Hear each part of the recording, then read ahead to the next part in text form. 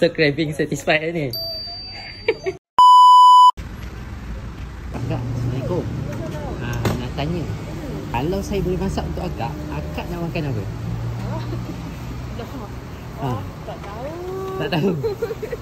Macam teringin brownie sebenarnya. Suka brownies. Kenapa suka brownies? Favorite kot. Memang favorite benda tu. Besok saya datang balik bawa brownies tu. Serius tak? Serius. Betul. Serius tak? Betul. Saya bawa. Besok. Betul. Okey.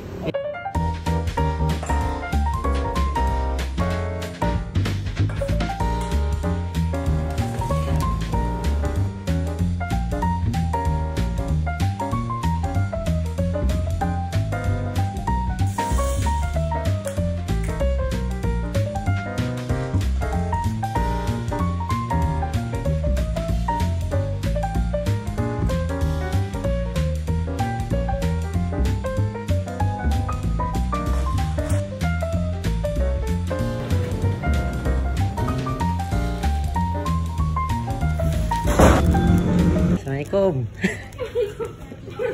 So ni brownies yang awak minta semalam. Ya Allah. Bismillahirrahmanirrahim. Oh, lembutnya. Tak manis. Dia taklah terlalu manis sangat. Yang kat atas tu crunchy memang. Kedut lah, kedut. So craving satisfied ni. Tak lebih. Ha? Saya nak bagi 10. Terima kasih. Assalamualaikum. Assalamualaikum.